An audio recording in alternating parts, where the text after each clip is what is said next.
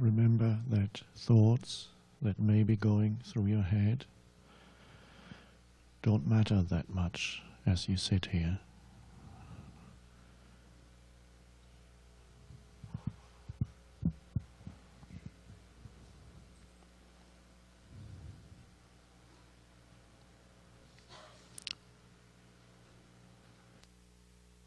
There's a stillness underneath the thoughts and in between.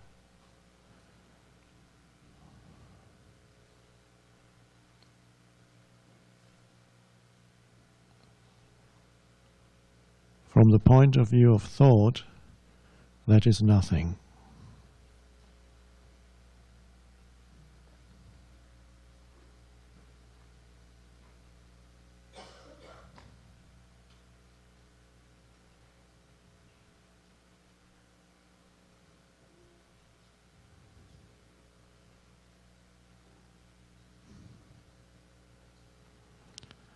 An alert stillness. It's in everyone, even those who are completely trapped in mental noise. One could say, so to speak, underneath that there is a pool of stillness, but they don't know it.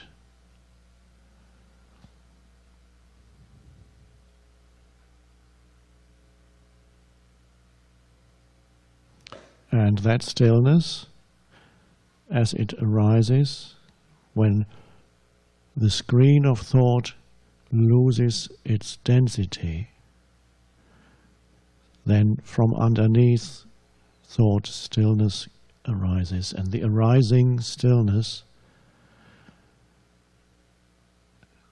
is what I call the new state of consciousness. And as you know, all words are limited.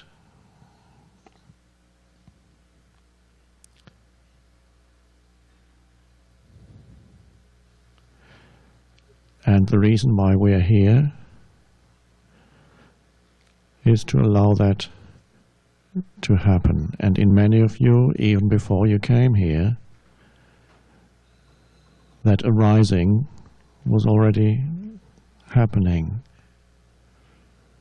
So here there is an intensification of it, or a deepening. And as I pointed out yesterday, you're not really here to add anything to your mind. That's fine. Those you can go to lectures at universities and add things to your mind. That's fine, but the reason why we are here is not that. Pointers,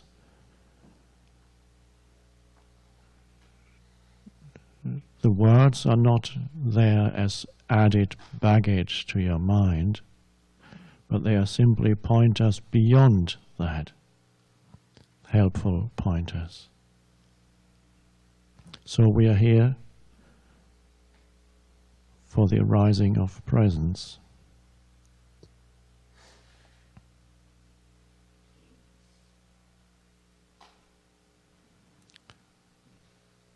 One could say an evolutionary transformation, because so far most humans have lived and are living in a very different state, the normal state of consciousness, which is continuous thought streams and identification with those continuous thought streams as a self, a me. So everyone carries a heavy burden of personal selfhood, if that's a word that exists. I think it does. Everyone carries the burden of a personalized me, contracted and personalized sense of self. And I say burden because there's a heaviness to it.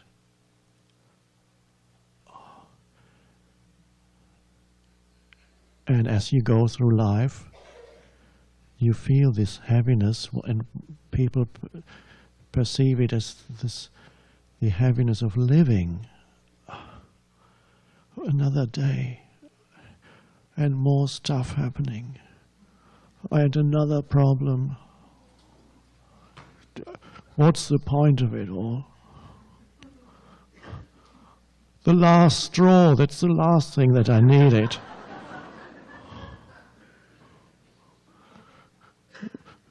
So there's the burden, and then there comes the last straw.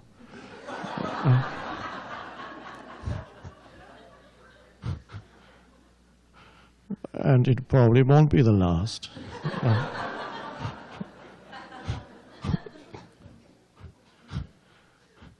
And so there's this heaviness of me. I have to carry me around all the time.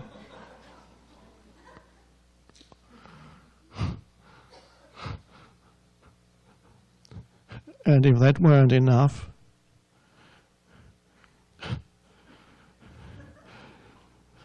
there's the living past in me, both personal and racial, meaning belonging to the whole human race. And the pain of that, because humans have generated so much pain through living in such a way, reducing their lives to a little personalized sense of self, which sometimes tries to make itself bigger by identifying with a collective, a tribe or religion or nation, but it's the same heaviness. Identifying with a collective for a moment looks like liberation from a little personal me, but it's the illusion of liberation. In fact, you've gone into something even worse, even heavier. So then humans carry pain inside from the human past, emotional residue of emotional pain, of suffering. And they don't see it as that. Through unconscious identification with it, it becomes part of one's personalized sense of self. So it was heavy enough already, and now it gets even heavier, because the whole heaviness of human existence in a state of consciousness that could be described as ignorant, not ignorant in the sense of not knowing enough, but ignorant of who you truly are. So you carry the burden, really, of the whole of humanity with its heavy past, and believe it to be yourself.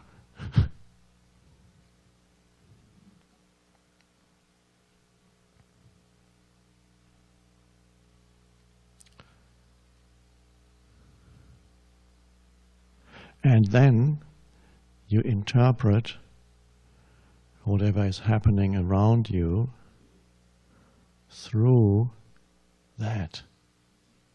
And you can imagine, and perhaps you know from your experience, I know it from my past experience,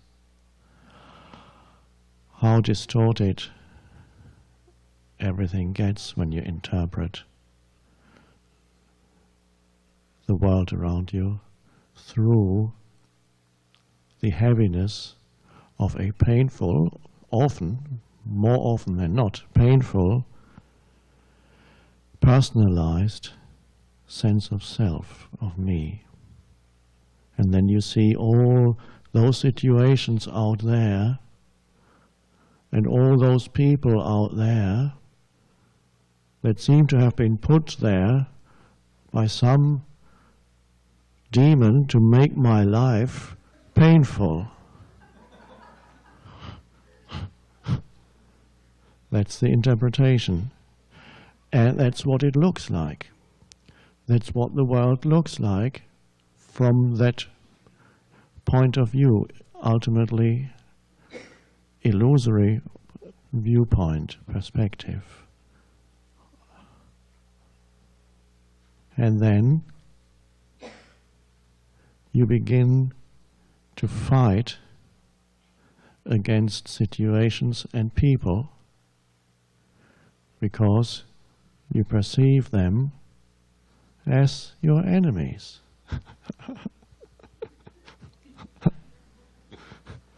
And then you create the world that when you switch on the TV, that's what you see when millions live in that way. Not that each one manifests that condition in the same degree of intensity. No. The degrees of intensity, the degrees of ignorance that manifests through you differs. Nobody in this room probably would perpetrate acts of terrorism or carry a bomb around on your body and go to a public place and then detonate it and eliminate yourself and another 100 people. That requires extreme degree of ignorance, but it is the same mechanism at work, the same misinterpretation, the same fighting the external enemy to get rid of my pain.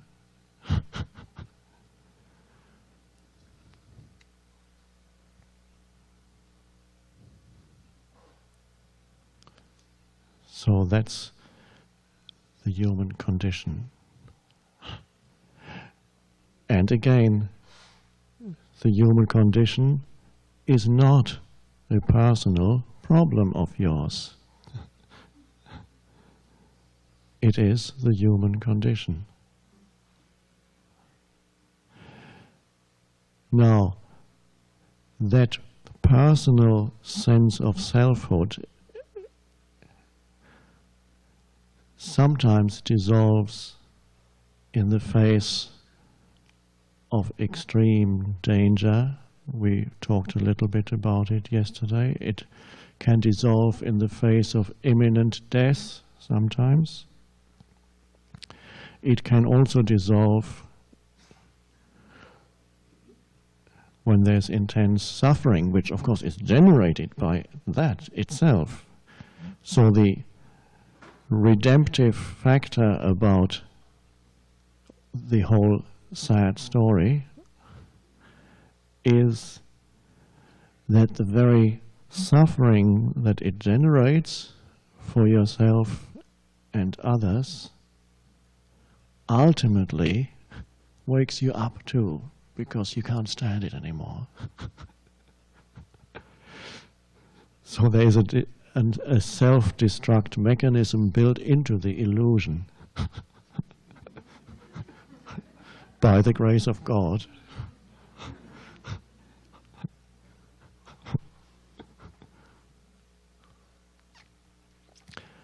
But that could take time.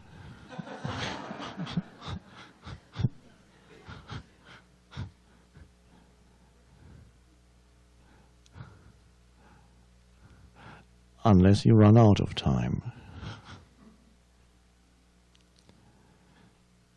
And so the alternative to needing more time for that to happen, to become free, and the alternative to needing more suffering, needing more pain, needing more drama, until finally you can't stand it anymore. The alternative to that is sitting here. and in a much more gentle way, allow that personalized sense of self to dissolve, because it wants to dissolve, or rather something is emerging from underneath that wants to, it's pushing through. So when I said it wants to dissolve, that's not quite true. It doesn't want to dissolve. It does and it doesn't. It wants to continue. It has a momentum. But ultimately, it also wants its own destruction. Yes, the two are true. And you can see it in excessive cases of extreme manifestations of that so unconscious state, that it seeks its own destruction. If it can destroy others in the same process, so much the better.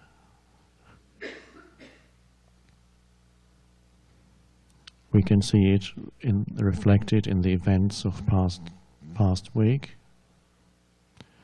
You can see it in many people's lives that are very unhappy. A self-destructive urge in many, almost addictive. I certainly had it, and it worked. The self-destructed itself.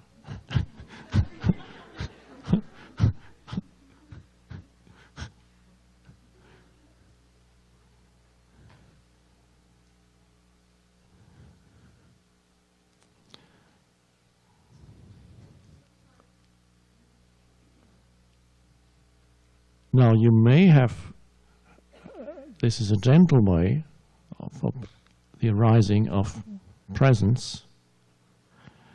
You may already have gone through more violent forms of transformation, of suffering. You've had your suffering.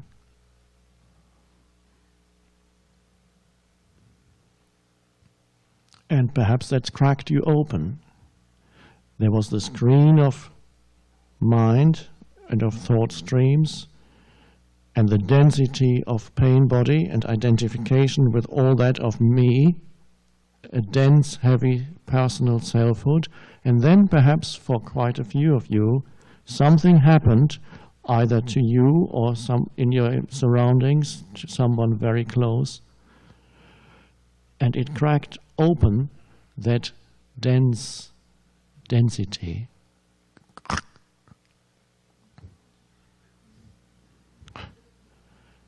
And whether it was some great loss, or an illness, or an accident,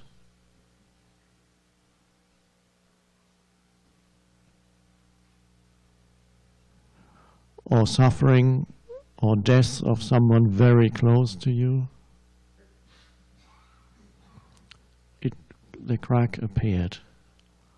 And at first, of course, a crack like that is very painful. Nobody likes to be hit on the head.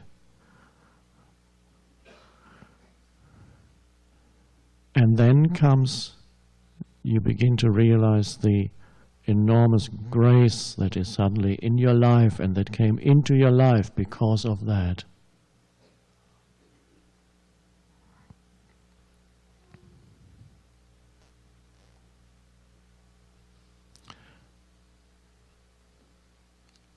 And then so much presence begins to emerge. Through that crack, one could say, the sense of personal selfhood loses its density and something can shine through.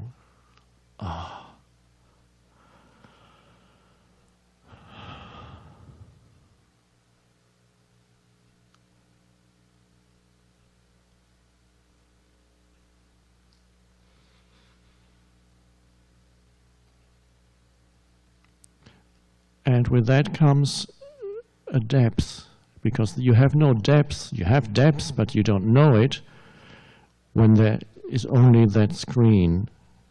When the crack appears, suddenly there is a depth to you.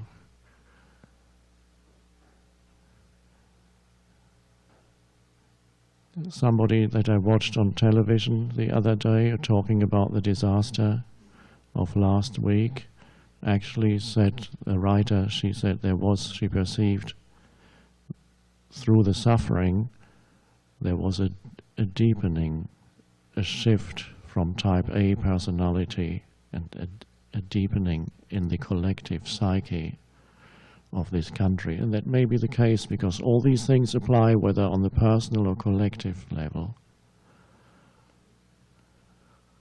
With that comes a depth, and there comes a humbleness, a humility, no longer a me that needs to triumph or control. And if it cannot triumph, it can at least be triumphant in its misery, because it's greater than yours. Mine is greater. Just listen to it.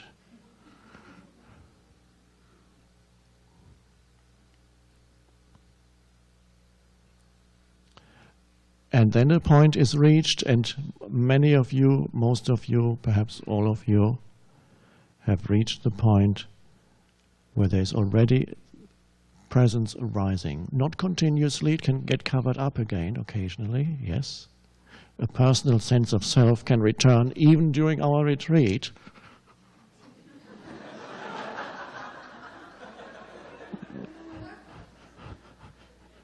The complaining heavy me is back.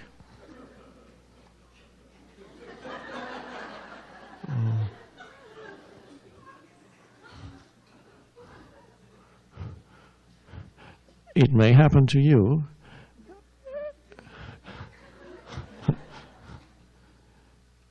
It can come upon you suddenly as you sit here.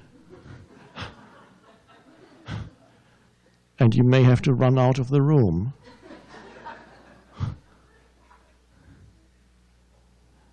Now, don't let this stop you from going to the bathroom if you need to.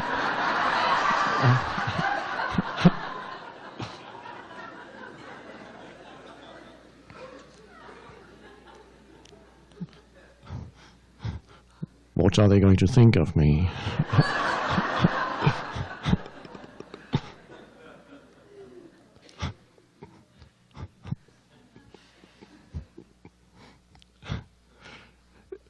So it can suddenly come back, the contraction, the heaviness, the pain body can react. In some people, the pain body would react particularly here because, and again, we haven't even addressed the pain body directly yet, we will. It may react particularly here because it feels threatened by the emerging presence. Pain body is an aspect of the personalized sense of self when it's unconscious. When it's conscious, the pain body is simply the pain body, old accumulated pain, not all that problematic anymore. It's only when it's unconscious, it is part of the sense of me, and it then controls your thinking. It runs your mind. Then you may have to run out of the room, or you may get up and shout, "No, no, this is not right."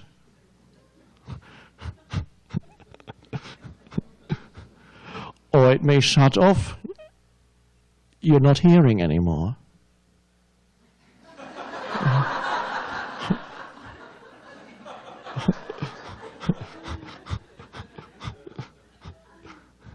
It can do strange things.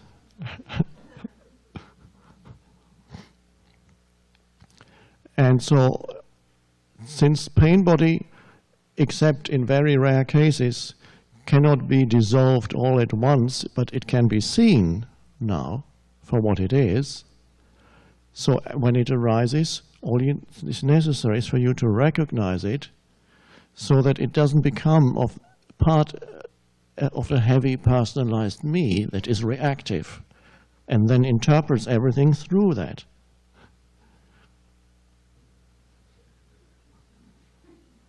look at all these people, what are they doing here? And you're immediately interpreting through the pain and distorting through that. And you're distorting, of course, your own life through that, the view of me, who I am. And when you see it, so there's enough presence for you now to see it when it comes. You can't stop the pain body. If it wants to come up, it'll come up. It's old pain. You carry it inside. But if you see it for what it is, it's no longer that much of a problem. It's a bit like a physical pain, which in itself is not it's painful, yes, but not a problem, not the heaviness of problem. Unpleasant, perhaps, but if you don't label it even, it just is. It is a turbulence, or it may be a heaviness, or it may be a painful contraction. Whatever the predominant energy field of your pain body is, there it is. And it passes. Especially if you don't feed it with thinking along the same lines as the pain body, same kind of thoughts to reflect the energy field of the pain body. There's enough presence for you to watch it instead of allowing it to run your mind, and then it becomes a me. That's the fundamental difference. When that shift has happened, pain body is fine, and it begins to dissolve. It is no longer part of the personalized sense of self then. And that removes an enormous chunk from the heaviness of a personalized sense of me or self. Certain mind structures, of course, are still at work. Identification with mental images of me, problems of self-esteem, and all kinds of things, who I am, an opinion about yourself, or many conflicting opinions about yourself. Good enough, not good enough, who knows? And the same mindset creating opinion for others, who they are, not as good as me, better than me.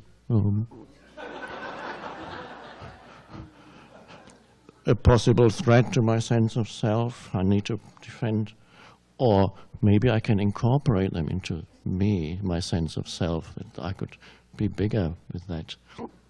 And then I find a trophy wife. Trophy wife is an expression that I read, it's relatively recent, for somebody who chooses a wife because he's already wealthy and the last trophy that he needs is a good-looking wife to enhance his sense of self. So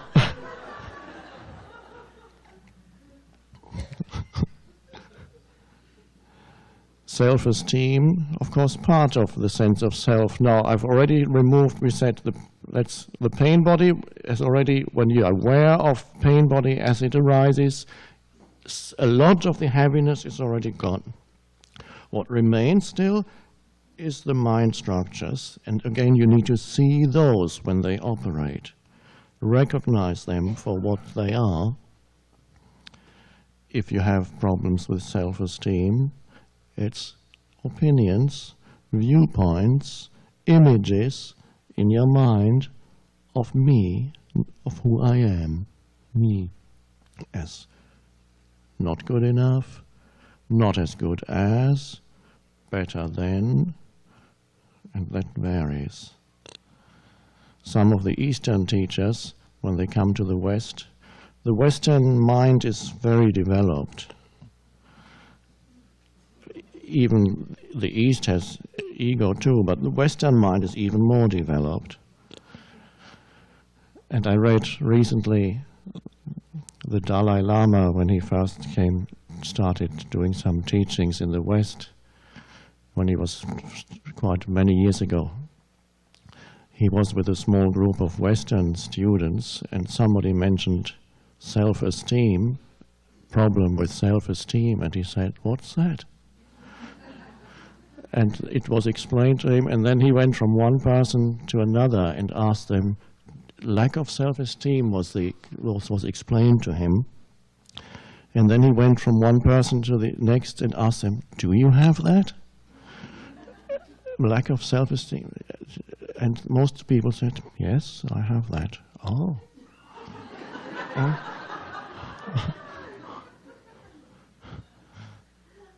And probably not a single sutra of the ancient scriptures mentions that.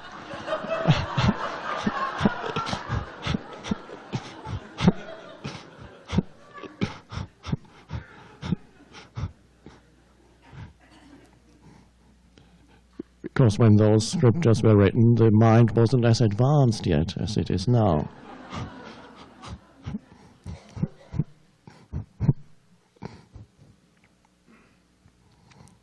So to see that, and here, this is quite a helpful environment for you to see whatever arises, either emotional, and particularly the heaviness of the emotions that are the past accumulated pain that lives in you as an energy frequency, and to watch the mind, thought stream, as it's there, it comes and goes.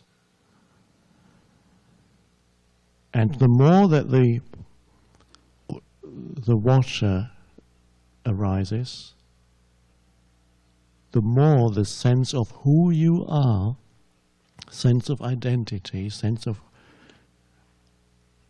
I amness shifts from being this mental construct, mental emotional construct, which after all are only formations, energy formations. So your sense of who you are shifts from believing you are those energy formations, forms, to being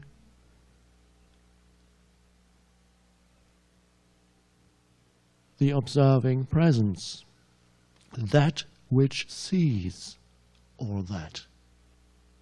Another word that I used yesterday, I always give you different pointers. If one doesn't work for you, the other one might. You are the spaciousness in which the emotional and mental constructs and conditionings operate. That's the liberation. You cannot perfect or infinitely improve the construct, the emotional mental construct. If you improve it at one end, then you lose something at the other. There are always polarities. If you become good at one thing, then you lose your ability on somewhere else. So there, it always exists. It has the limitations of form. And when you see your own limitations of form, then that's fine. The seeing, there is something unlimited in the spaciousness that sees all that and allows it to be. That is where you are unlimited. And that is the realm of, that is the spiritual dimension. If it has any meaning, that's what it is. That is your true nature, as it's sometimes called.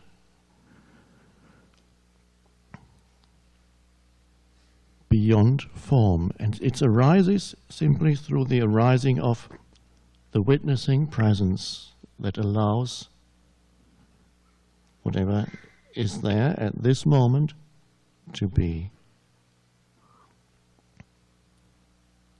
And then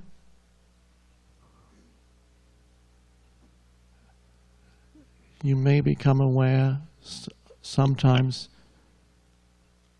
of that power that lies in that spaciousness, that witnessing presence.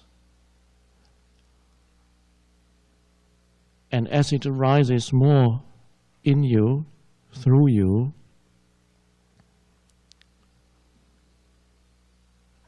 that becomes greater, vaster. It always was, but now you realize that is vaster than anything that happens in it. So it could happen to the most unworthy, in quotation marks, judged as the most unworthy and pitiful and seemingly deluded human being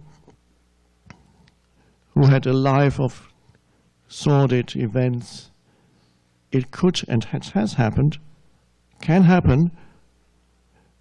It does not happen through perfecting the me. That would be nice.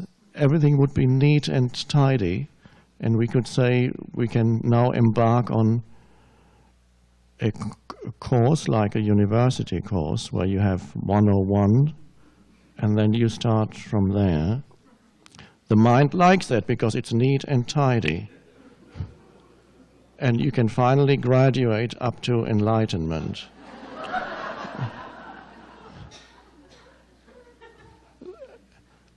But the eruption of that can come at any time, and it comes often to people with very unfavorable conditioning, often a very heavy personal sense of selfhood, so heavy that it has inflicted pain on many other human beings. Can happen. And then, of course, that pain is, more and more pain is self-inflicted, and suddenly it goes. So you cannot predict to whom this will happen. And not even, for many people, it might not even be perceived as an event, a particular event. It could be a gradual dissolving. But as it does, and you no longer, the shift now happens, and you are the witnessing presence, and you realize that's who you are, and you feel that, and not all the stuff that's been going on in your mental emotional field, not that you deny it, no, you see it. But you're not looking for yourself there anymore. Emotional, conditioned energy streams, mistaking that density for who you are or for who that other person is. So you become a blessing because when you have seen the reality in yourself and the illusory nature of identification with that mental emotional conditioning as the me entity, then you're no longer imposing, perpetuating and fueling that illusory sense of self in others by reacting to it. Because the illusory sense of self, energized by the pain body, they continuously strengthen and feed each other through reacting to people around you. That's how the whole thing keeps going. And of course, then you will see the density often still operating in others, and you realize beyond words that is not who they are. You were trapped in the same illusion. And density means they are identified with mental, emotional energy formations. That is a heavy me. And then you would say, oh, react to it. That goes because only the me, when you're still trapped in it, strengthens itself through reacting to others. So you can look through that density, which perhaps that in the other person, because you've gone beyond it in yourself. And as you witnessed, and as you continue to witness the same in you, you witness it and allow it to be in the other person. And by staying present with that, being the observing witness and allowing it to be, you no longer recreate the illusion of an identity, making an identity for that person out of the unconsciousness. And in that sense, the Course in Miracles puts it quite beautifully. There's a line which says, whoever you meet becomes a witness for either Christ or the ego, whatever you perceive in him or her. Christ means that your true nature, one way of putting it, you could say Buddha nature. So whoever you meet, whoever you come into contact with, any human being in your life will witness. Witness means confirm to you the truth. That person can confirm to you that your illusion is true, the witness for the ego, if you perceive. That is what the ego is, the egoic me entity, the density. So whoever you meet can witness, say, yes, I was actually right. That's who he or she is. So that person becomes witness for the ego. And continuously, through this misinterpretation, the truth of the illusion, the truth in quotation marks, the truth of this illusion will continuously be reflected back to you and confirmed. And the truth, the absolute truth also, everyone you meet can also become the witness of Christ, which is Buddha nature, your true nature. When you do not mistake the density for who that being is. And that's becomes part of your spiritual practice is sitting here. Other part of your spiritual practice is going out into nature. We may talk about it in more detail also. And so allowing presence to arise. And then comes the part, presence being there when you are interacting with others.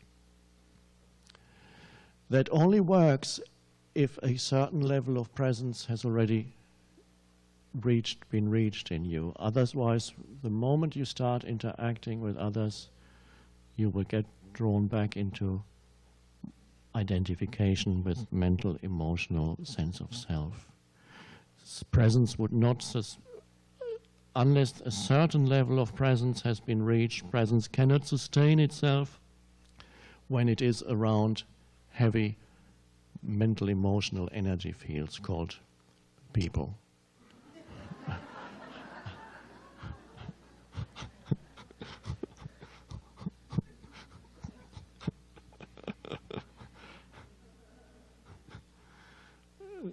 So people are really challenging.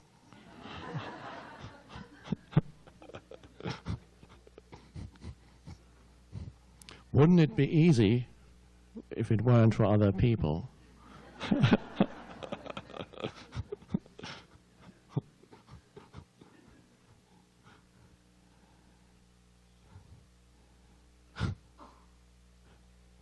Just nature.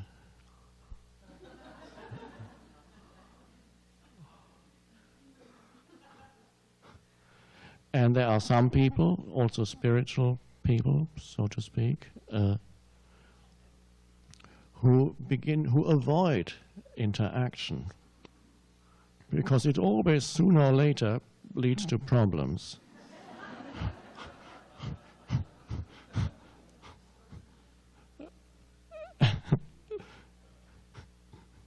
I've had enough. Okay.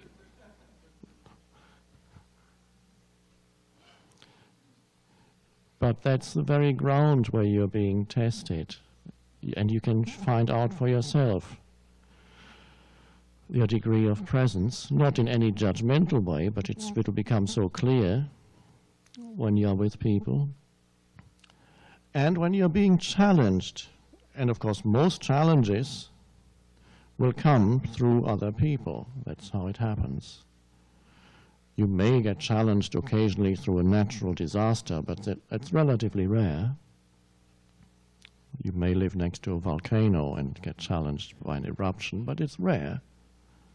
So most challenges come through other people at you. And then what comes in? How do you meet the challenges of mental emotional entities coming at you and wanting something from you, as they all do, or fearing you and thereby misinterpreting you completely? So how do you meet the challenge of other people, the challenge coming at you? Perhaps heavy pain bodies coming at you.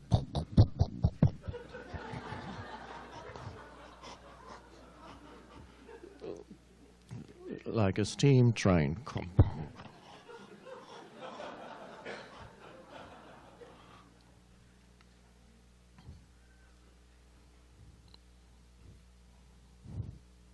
Or very heavy minds coming at you, extremely problematic minds, and people identified who have their sense of self in very heavy mind streams.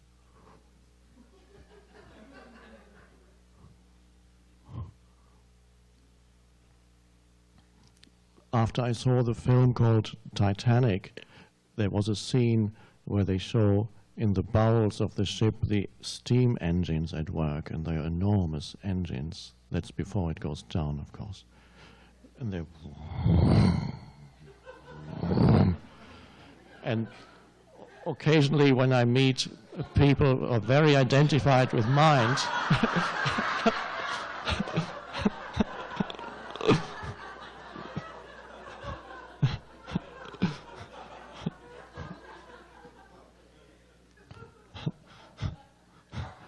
the engines of the Titanic.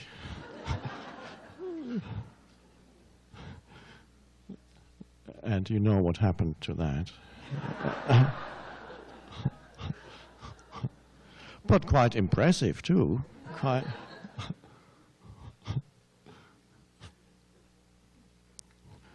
So they are coming at you.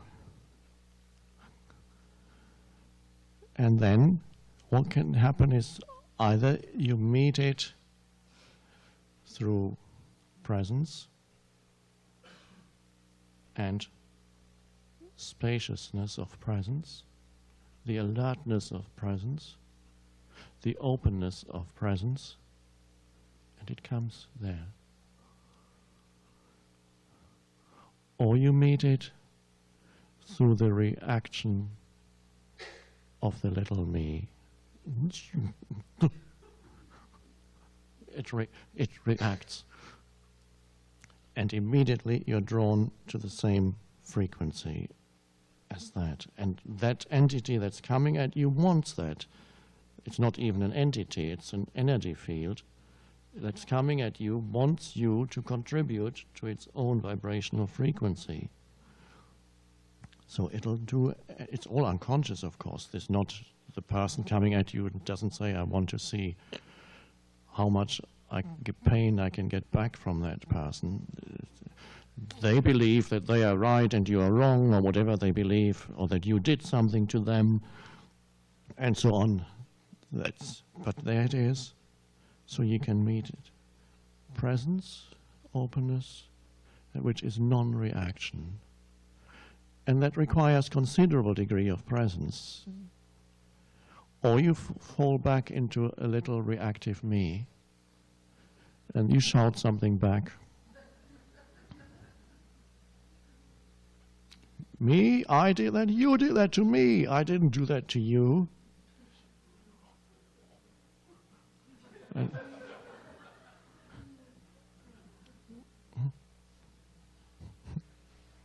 that's only the beginning. Oh.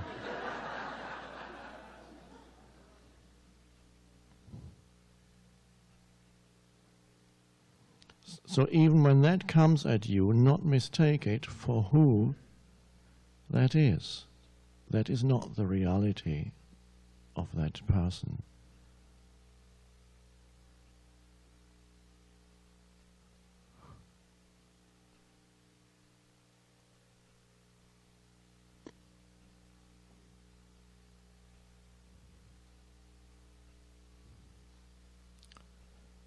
They may also come to you a suffering entity, needing to tell you the story of their suffering. Perhaps they're coming for help. How do you meet that? How do you help? Increasingly, people would be coming to you for help because presence is arising in you. And many people underneath their conditioning are ready for it. So they may feel drawn to you because they see something in you. But they're still immersed in their story, and they're telling you their story. And it may be a very complicated story, very complex. What can I possibly say to that person? The problem seems so complex. And again, are you trying to work something out to help, or simply be there in that field of spacious presence that is so much more intelligent than the little mind, and just hold the field of that spaciousness, that presence, in which it seems that you don't know anything. Stay with the not knowing.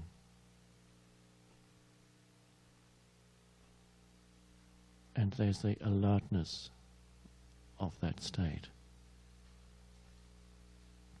And then see what comes. Nothing may come, that may be enough. Or a shift may happen in the other person, because you're not giving reality to what ultimately is illusory constructs. You're not giving that reality either through reaction or through getting drawn into the story completely. Yes, you truly are in a bad way. Yes, you truly have dreadful problems. On the surface they look true. It's looking beyond that.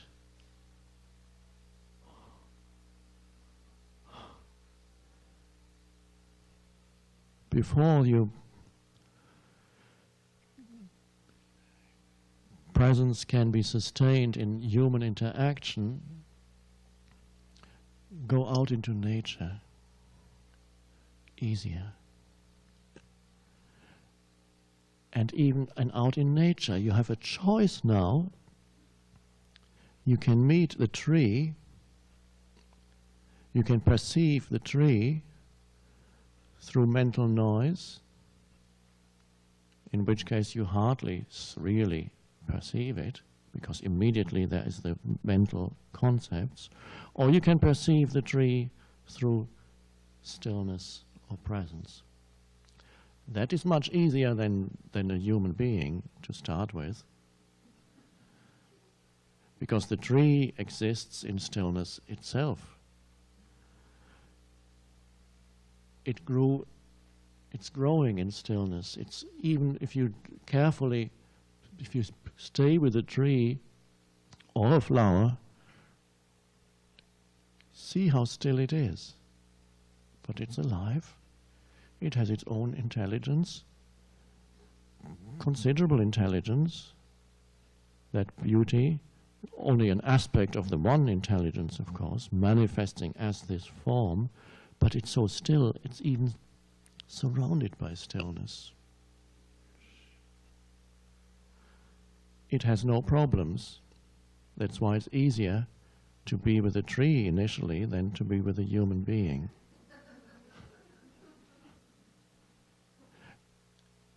It teaches you the state of no mind, no thought, because it lives in that state. Anything natural lives in the state of natural, original connectedness with the One. Everything in nature lives in that state of grace still, that humans have moved out of because they've gone out from the One, the source, into fragmentation and multiplicity more and more, and that's the human mind and the complexity of the human world.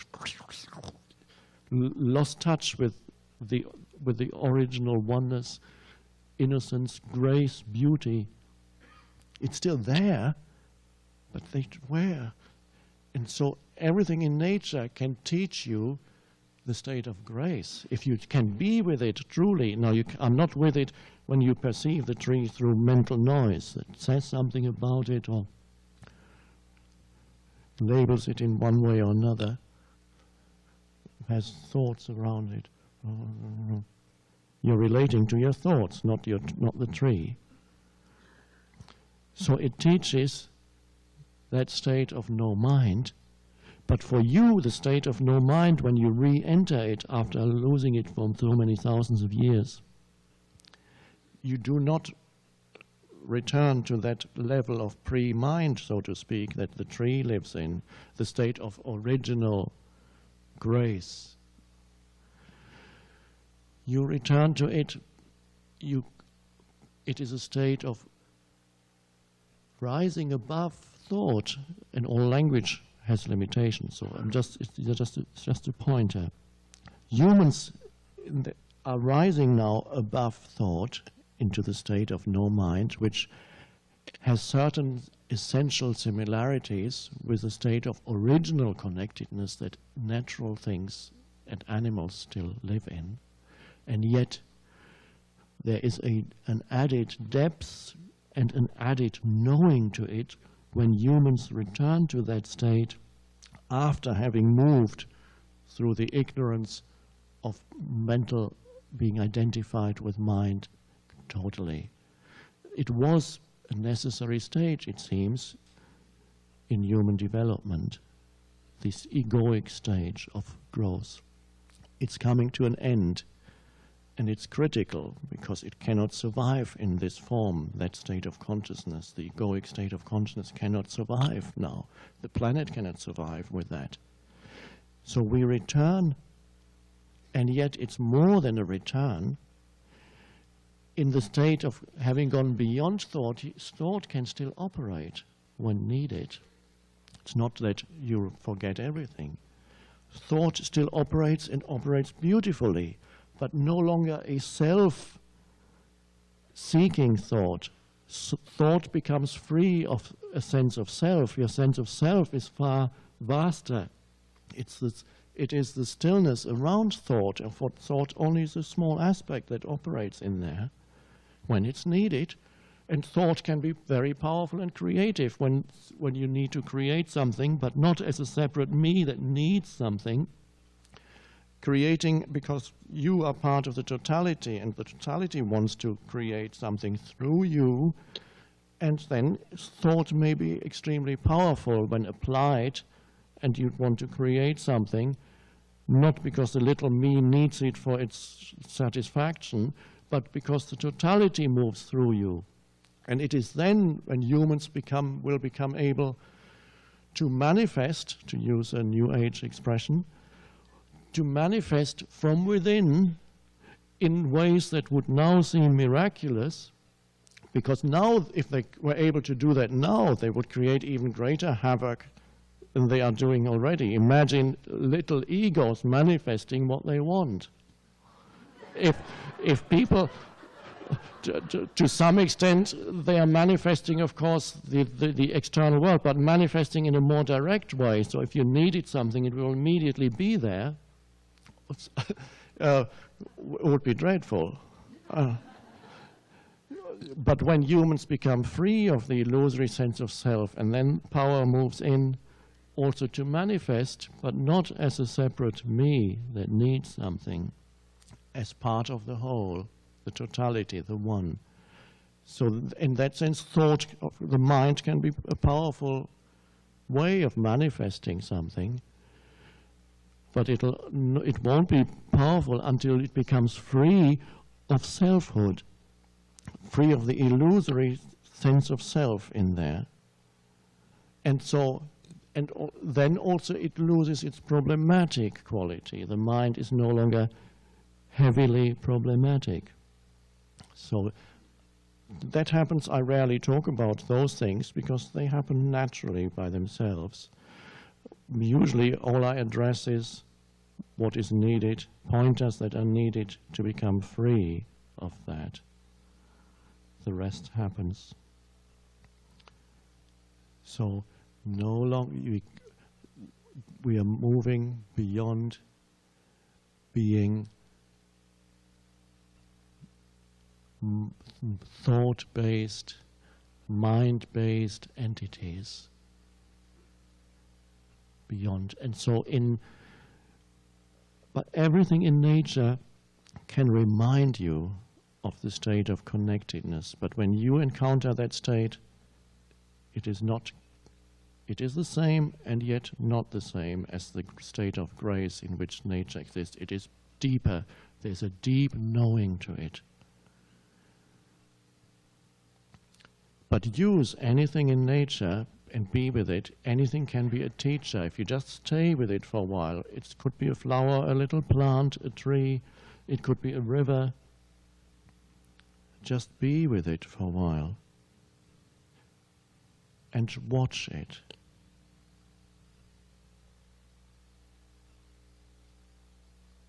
And become aware of not only it, but also of the observing presence.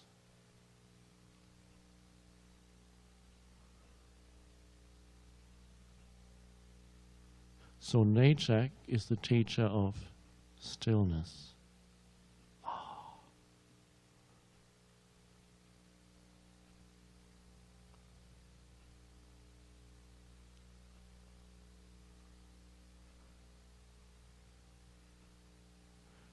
And that is your opportunity here, surrounded by beautiful nature. I would advise that even if you have come here with a friend or partner, that occasionally you take time to be alone with nature. Maybe choose one tree, choose one flower, one plant, be with it for a while. Stand there or sit there.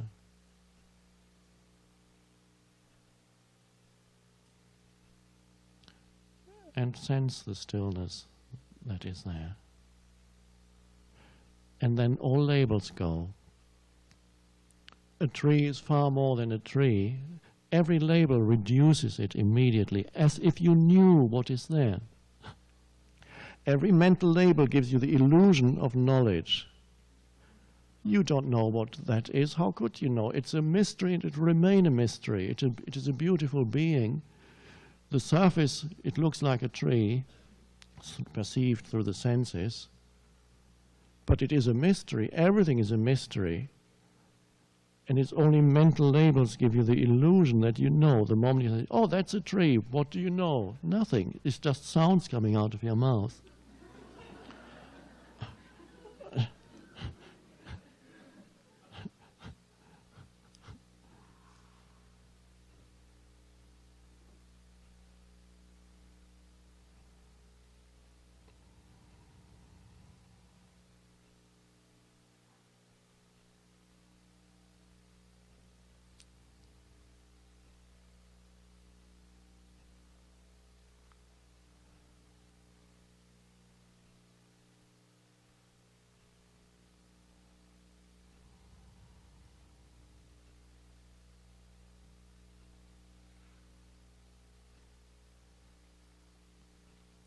You may have heard the word self-realization.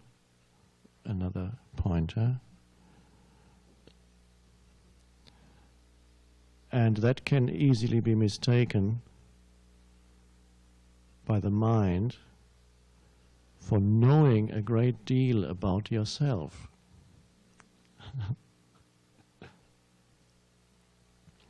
And you might think that after 25 years of psychoanalysis, when you have examined everything you can possibly examine about yourself, that would finally take you to self-realization. That accumulated knowledge of all what that make up the inner, all the conditioning, the content of your mind. But really, I mean, I have nothing against it. On its own level, it's fine. You become acquainted with the content of your mind.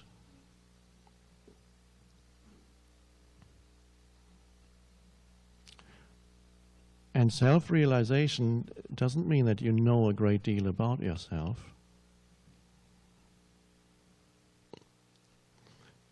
The closest you can get to it through words is to say that you don't know anything anymore about yourself. From the point of view of mind.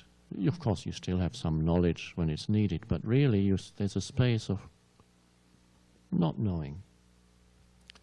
It looks like ignorance almost. Yes, from the point of view of the mind. Who are you?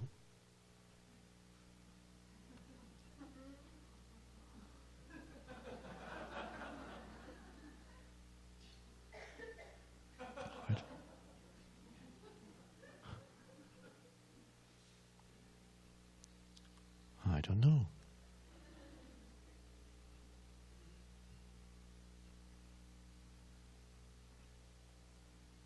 And that's not a comfortable state for the mind. I don't know who I am anymore. I need to figure something out. I need to have a few thoughts in my head, a few images that tell me who I am. Surely I need that. And then the amazing thing is when you become comfortable with not knowing, and there is some knowing in there, but it's nothing to do with bits of knowledge. There's a deep knowingness, one could say. You're simply a field of aware presence. If there's anything that you needed to know truly at this moment, it would come out of that. If there was anything that you truly needed to do at this moment or respond to at this moment, it would come out of that. Unprepared, unpremeditated. It's there. It's, one could say, the totality acting through you. And it's just right. And then you're back in not knowing, because nothing needs to be known. And then, if you can be with another human being in that way, you become a great teacher. The great teachers, and quite a few of you are destined also to teach, but I'm not, please, no new identity, no...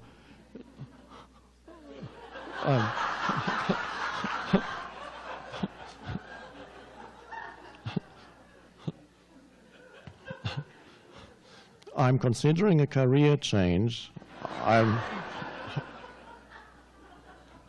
I'll try a spiritual teacher. But quite a few of you are destined, otherwise you wouldn't be here, to become teachers, either in a more formal way or simply because you can't help it. It just happens through you. But only because you no longer have an image of you as a spiritual teacher, and you don't feel that you know when you are with someone. As long as you feel that I know the answers, just come to me and I'll tell you. The spiritual teacher doesn't know. The spiritual teacher operates from the spaciousness of not knowing, from stillness, alert, alive stillness. That is the teacher. Presence is the teacher. No human entity is the teacher, but your true nature is that. So in that sense, you are the teacher. But there is no personal identity that could claim to be a teacher. The moment you claim to be a teacher, the spaciousness and the openness of presence is lost. And perhaps you can then teach from accumulated knowledge, but it's no longer truly true and powerful spiritual teaching. It loses the essence. So the sooner you become comfortable with that state that from the point of view of mind looks like not knowing anymore, the more effective, the more powerful you will become as a spiritual teacher.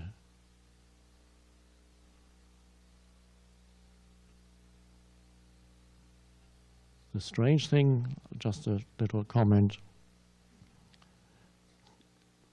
every time I walk in here, or anywhere I come to talk, there's always this strange feeling, I have nothing to say. What?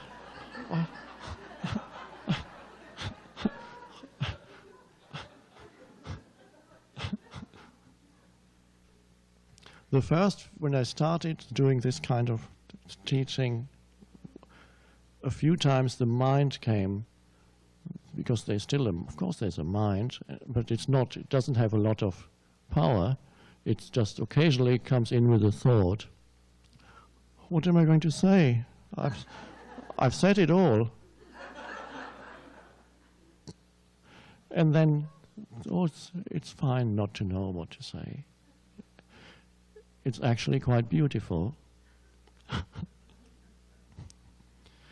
Which would be the greatest nightmare for the mind, is to sit somewhere on a stage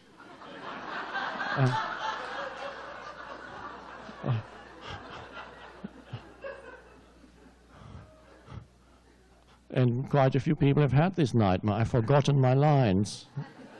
What am I supposed to say?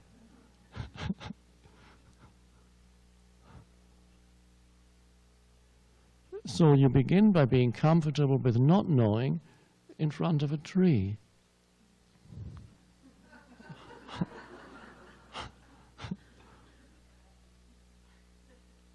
Or you look at the stars at night, amazing. The vastness of it all. What could you possibly figure out in your mind about it? What thought could possibly be in your mind that could be really meaningful in the face of that vastness? The mind has to stop. That was my earliest meditation. I realized it later when I was a child. I would often go out at night and look in awe at the Milky Way and the billions of suns, because almost every star is a sun. And the Milky Way, which is just this luminosity across the sky, and it's billions of suns. And the vastness of space, that's the greatest awe, is the vastness of the spaciousness all around it, the distances, the space. And I would simply look,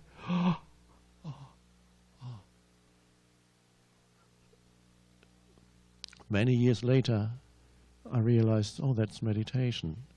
The mind stopped. Later on, my mind wouldn't stop anymore. It became more and more noisy until finally it gave up. But so again here, not knowing, become comfortable with that. It is not the state of not knowing that is the state of that you enter when you drink some alcohol or take certain drugs. Because what if you drink a scotch or something like that, for a moment it can feel better, because the mind can sometimes become less noisy, less obsessive. Oh, You become a little bit free of that heavy self after the second stiff drink. And then, but you're not moving beyond thought, you're moving below thought. You're beginning to move towards the plant realm.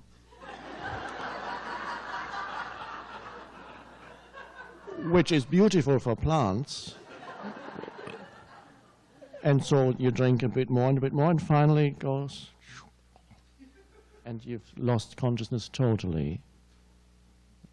So that it takes you, but for a moment it feels good, because it also takes you out of the mental me. It can also activate as you move towards unconsciousness. It can activate in some people the pain body too. They get violent after a few drinks, and then they become unconscious. So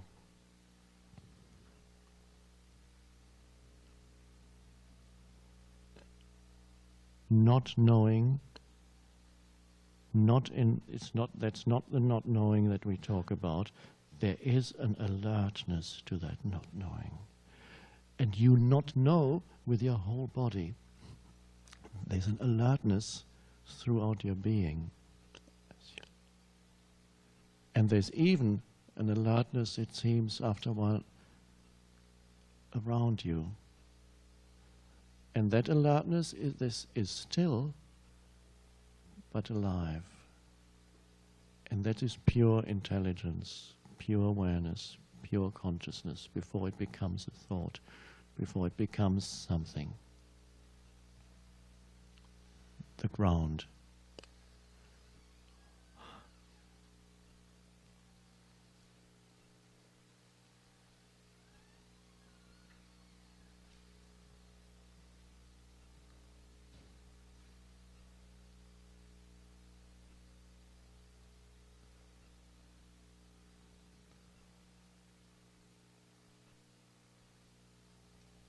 I could ring this bell,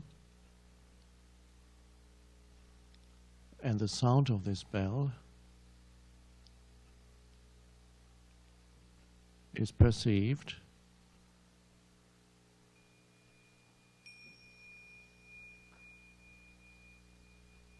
in stillness.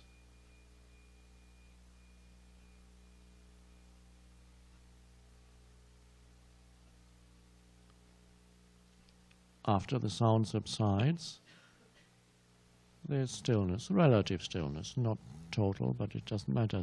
The ultimate stillness is within. It is simply cessation of mental noise. Then a perception happens, a form arises, in this case it's a sound,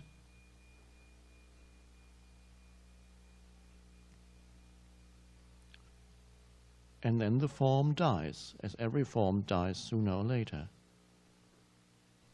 And what remains then is the pure field of awareness.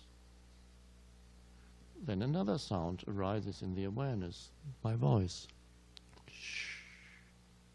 and goes. There's the undercurrent of awareness in which it happens. That remains. Always unconditioned, still, pure consciousness, pure just that. So in any phenomenon that arises, instead of being totally drawn into the arising phenomenon, realize that in which it arises. The spacious, aware presence. So that is the dimension. That means then you know the world, but you also know God, the One, continuously connected with that. Not connected, you are that. That is your true nature. And that was put beautifully in one of the ancient Upanishads, the ancient scriptures of India, some of which were written 1,000 years and longer ago, 2,000 years. And he talks about the nature of God. Brahman, what is that? What is Brahman? What is God? And it defines that like this, it says, not that which the eye sees, but that whereby the eye can see. Know that alone to be Brahman, the eternal, and not what people here adore. Not that which the ear hears, but that whereby the ear can hear. Know that alone to be Brahman, the eternal, and not what people here adore. Not that which the mind thinks, but that whereby the mind can think. Know that alone to be Brahman, the eternal, and not what people here adore.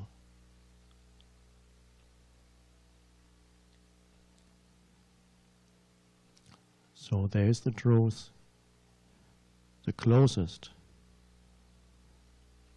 that words could ever get to the truth is that. And yet the truth is not in the words. They point to it. Not that which you see, that which makes seeing possible. The field of aware presence. Not that which you hear, that which makes the perception possible. The field of aware presence. Not that which you think, that out of which all thought comes. The one intelligence, the one awareness.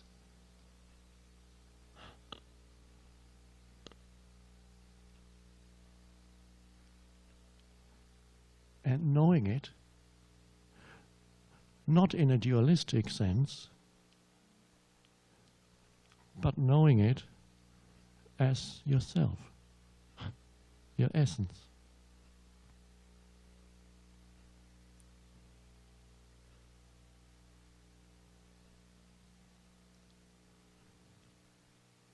Some people who realize that made the mistake of declaring joyfully, I am God. But they were misunderstood and killed in many cases. It's better not to say it.